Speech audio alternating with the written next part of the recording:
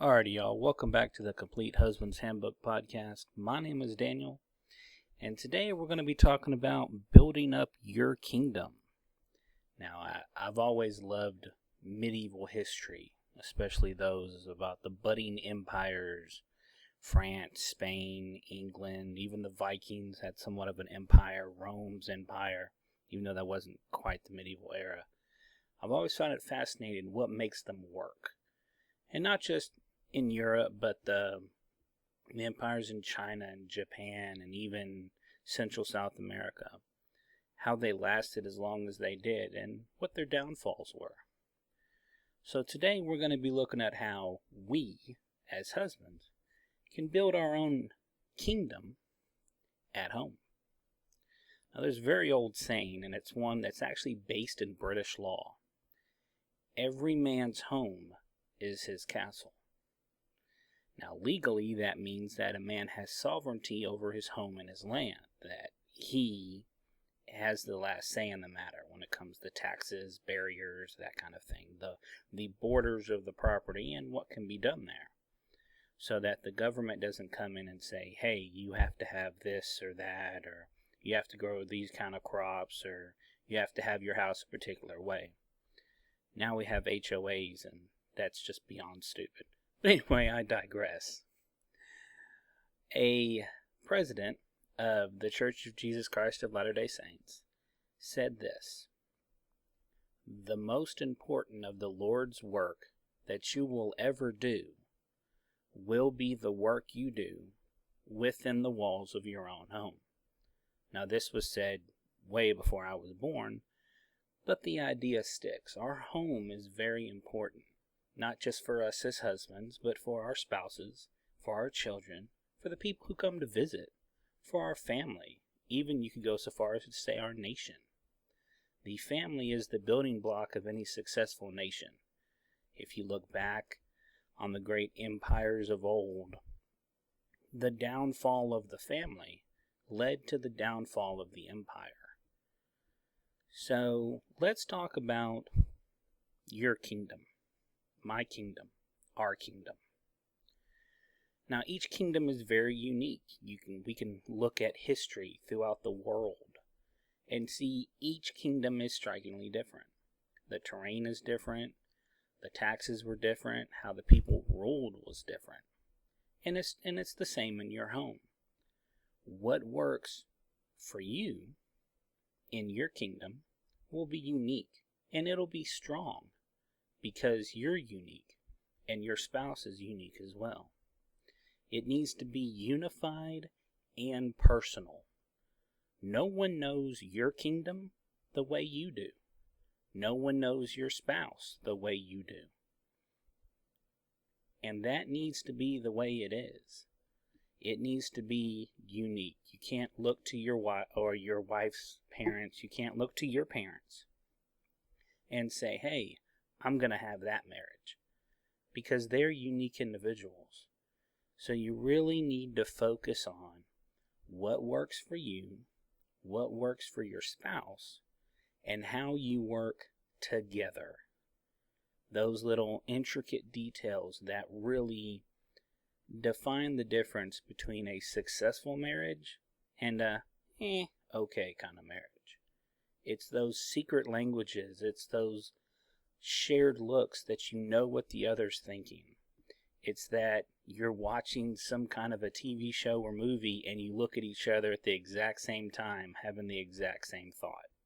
It's a beautiful thing, but you need to know what works, and it takes time. And it leads right into the next step. You need to define, refine, and assign tasks to meet the needs of your kingdom. Now, this is pure trust, 100%. If one of you is the breadwinner and the other one is in charge of the finances, like my marriage, you need to understand that it's like a pair of scissors. Not one is more important than the other. In the early years of my marriage, my wife was the breadwinner. Did I work? Yes. I didn't make nearly as much as she did. But I knew that she never really held that against me. She might have hoped I'd made a bit more money, but that's neither here nor there. But now the sole purpose of having a quote-unquote full-time job, that falls to me. I'm the breadwinner, and my wife is in complete control of the finances. And to be perfectly honest, I wouldn't want it any other way. I can't do what she does. She looks at the numbers, knows where stuff is going at the drop of a hat. She's very good at that. She's very skilled. So, with that in mind, it made complete sense for her to be in charge of the finances. And I'm okay working overtime and weird hours, so I've become the breadwinner. Now, not to say my wife doesn't work. She does. She has her business. She's written several books. She goes to conferences and things like that. She's working her business. I just happen to have the quote-unquote full-time job. Now, the only way to find success, the only true way to find success, is through mutual work.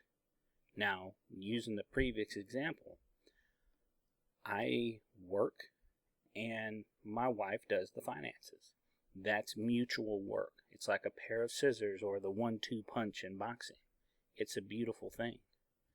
Now, that's not to say that somewhere down the road she might hit it big, and I hope she does. And then I'll become the quote-unquote house husband, and I'll be the one in charge of the finances. I'm okay with that. We tackle laundry mutually, the dishes mutually, cooking mutually. It's just one of those things that we know, number one, it's got to get done, and number two, there are times when she's having rough days and I step in, and other times I'm having rough days and she steps in. But our rough days are different. So you really should work mutually to not only help each other out, but to ensure the success of your kingdom. Now, this is probably my favorite one. It's be the savior to one another. There are things I don't know in this world. I know a whole lot about a lot of stuff. I'm no expert, I'm no master at something, but I have a lot of information. I know a lot of things. But my wife knows a whole lot more than I know about, especially technology. I wasn't raised around computers. She was. She spent a lot of time with certain programs and certain things that I probably would never understand. I'm just not wired that way. But she is. And there are times when, she's sick or I'm sick and we take care of each other. Now that's physically. But what about mentally and emotionally being the savior to your spouse? That means being able to pull them back before they're too far gone. There are times when it's okay to say, hey, look, you're taking a mental health day. That's just how it is. But also standing there through thick and thin and saying, hey, you know what? I'm here for you. I may not understand the reasoning, but I've got your back no matter what. And that's what really matters. Because every marriage goes through the crap. Every single one of them. I don't care. No one's ever had a perfect marriage. If they say that to you, they're lying to your face. Or they've worked out how to work together. The circumstances may not have been perfect, but their working in sync became perfect. Someone has the lead, and it's not always the man. Sometimes it's the woman. Someone has the follow. But more often than not, you're walking as equals, side by side, because that's the way it's intended to be. Marriage is meant to be an equal partnership, side by side, y'all against the world. It's a beautiful thing. But again, there are instances where one might have more skills or more knowledge than the other one. Back their play. That's just smart thinking. The next one is awaken the king or queen in yourself and your spouse. Now, it's become popular among social media to call people kings and queens. Have they earned it? Are they really at the top of their game? No. Let's be honest. They ain't. It takes years, for some people decades, to learn how to be a king or a queen. One of the great things I like is there's a TV show on Netflix, and the name, I can't think of the name right now, but it's about Queen Elizabeth II and her reign as queen, and how she started out as a princess and had to go through her own hoops to not only gain the respect of the other British leaders, but to learn what it means to be queen. And even now, she's in her 90s, I think. She's still learning as things adapt. So, you really need to take the time to learn what it means to be king or queen. Find out how to amplify that in yourselves and in your partner, because they're ruling the kingdom right alongside you. You don't want a king or a queen and someone who's just a lazy little shit. You want someone on equal footing with you so that y'all can rule jointly, and you know that y'all have the same mission. Now the next one is, your relationship is the soul of your kingdom. No kingdom lasts very long if there's no trust. If the relationship that binds the family together falls apart. Anyone who's ever studied British history can tell you that. Children go after parents, parents kill each other, husband and wife lock each other up in prison. That breeds instability, not just in the royal family itself, but also for the nation.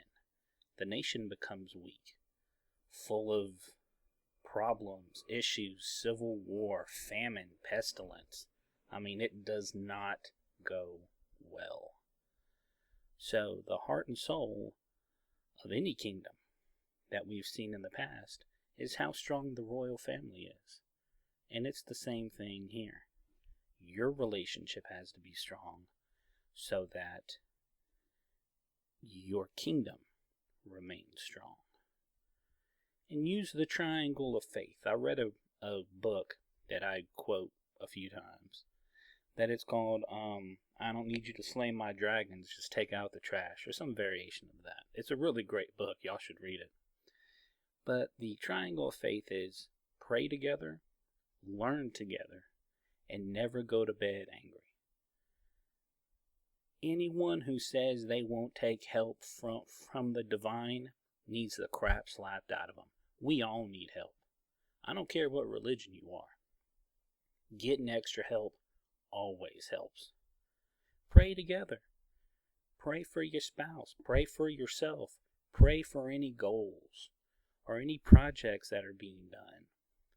Pray for that next convention, for that next presentation. Pray for if your spouse or yourself is in school, pray that you're able to pass that test. And it's a beautiful thing that's got to be done. And it shows your partner, your spouse, your king or queen, that you actually care about them. That you're taking the couple of seconds to ask the divine to bless them. Learn together. There's always something to learn in this world. I've been in logistics for almost a decade now, and there's always something to learn. Now that I've gotten into podcasting, I'll bounce ideas off my wife simply because, number one, it helps me think things through. I can speak English. But also, she'll have an idea. In fact, a few of these podcasts have actually come from her, and I give her complete props for it. Never go to bed angry. That one's a little easier said than done. You will be angry with your spouse. That's just the facts of life. But talk about the issues. Really look at it. and find out what caused it, how to prevent it from happening again, and really listen to why it became an issue. Everyone comes into marriage bruised, broken, and battle scarred. Unless you've never dated somebody, which is few and far between, you're going to have more scars if you've dated somebody else. But even still, even if you've never dated somebody, you have personal traumas in your life that have happened to you. As a kid, as a teenager, as an adult, these are real traumas. These are real battle scars that you bring into your relationship. And you need to not only let them know about it, but invite them in and show them that part of you. Now, you don't have to go right away and show them everything, but really invite them to get to know you on a more personal level.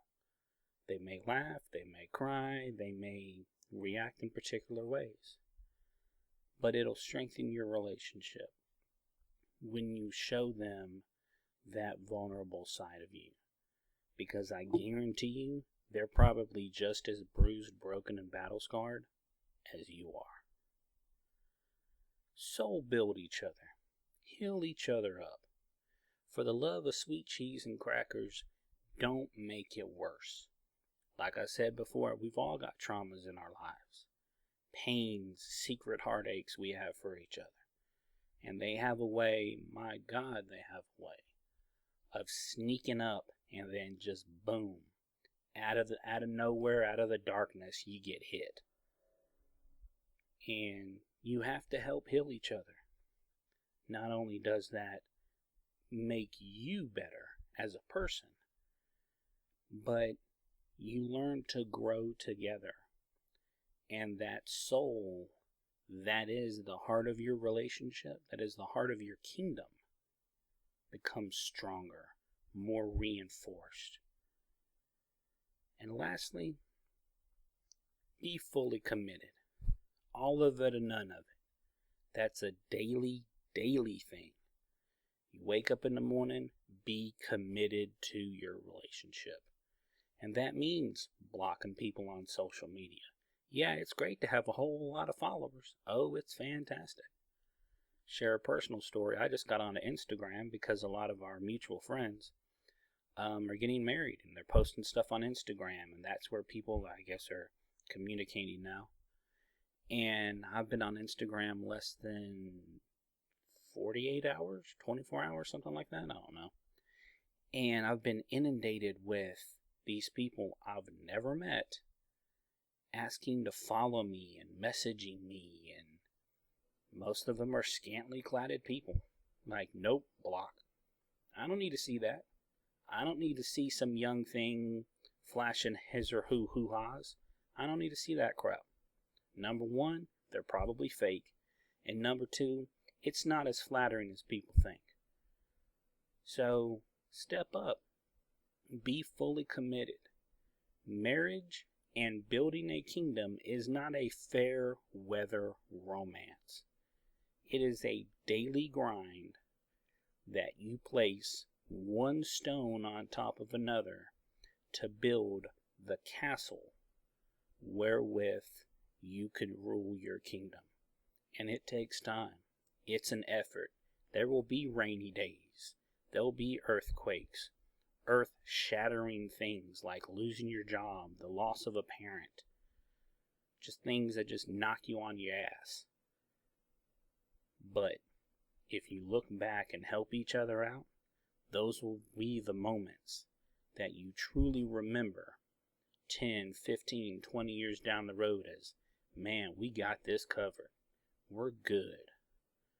And looking back that way, there's no better feeling than finally feeling content and happy in your relationship because you are fully committed.